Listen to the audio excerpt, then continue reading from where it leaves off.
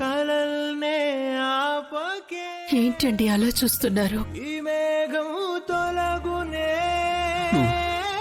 ఇలా ప్రేమగా కలిపి అందరికి నువ్వే తినిపించేదాన్ని. మళ్ళీ ఆ రోజులు వస్తే బాగుండు లక్ష్మి. వస్తాయండి.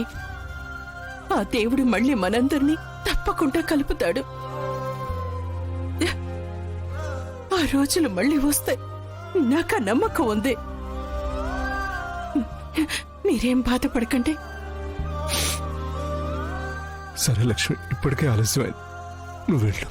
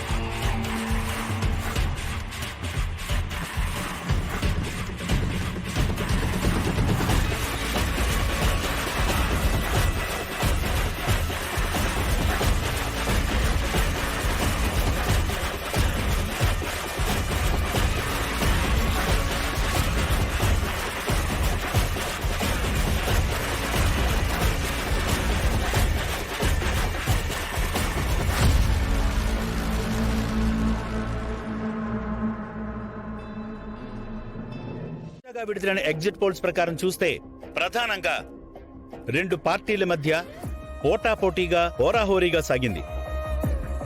అధికారం కైవసం చేసుకోవడానికి నవప్రజాశక్తి పార్టీ, లోక్ తంత్ర పార్టీలు నువ్వా నేనన్నట్టుగా పోటీ పడ్డారు.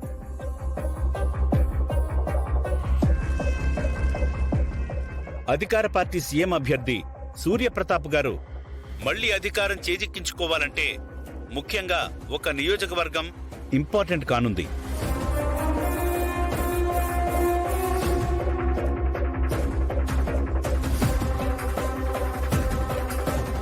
ఇప్పుడు నెక్స్ట్ కాన్స్టిట్యుయెన్సీ అజీజ్ నగర్ చూడండి.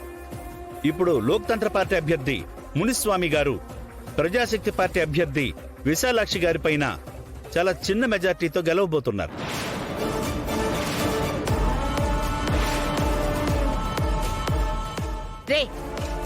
సౌండ్ పెంచు. అలాగే. Jantar Mantar TV, India TV మొదలైన వాటి మీడియా ఎగ్జిట్ పోల్ బట్టి చూస్తే గెలుపు మునిస్వామిదే అని స్పష్టంగా తెలుస్తుంది.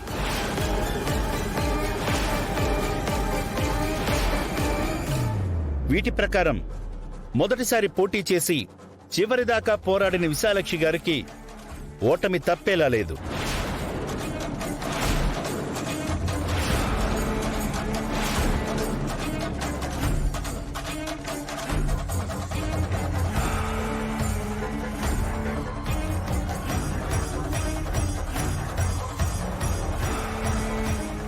చూడవే, చూడు. నువ్వు పోటీ చేసిన విషయం అందరికీ తెలిసిందో లేదో కానీ నువ్వు ఓడిపోతున్నావన్న విషయం మాత్రం మొత్తం రాష్ట్రం అంతా తెలిసిపోయింది.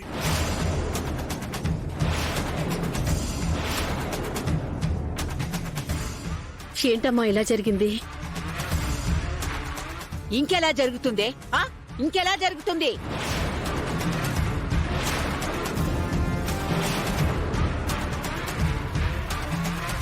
ఉట్టికెగరలేనమ్మా ఉరికి ఉరికి స్వర్గానికి ఎగిరిందని గరిట పట్టుకుని వంట చేసే చేతులతో కండువా కప్పుకుని మైక్ పట్టుకుని మాట్లాడితే ఎమ్మెల్యే అవరు.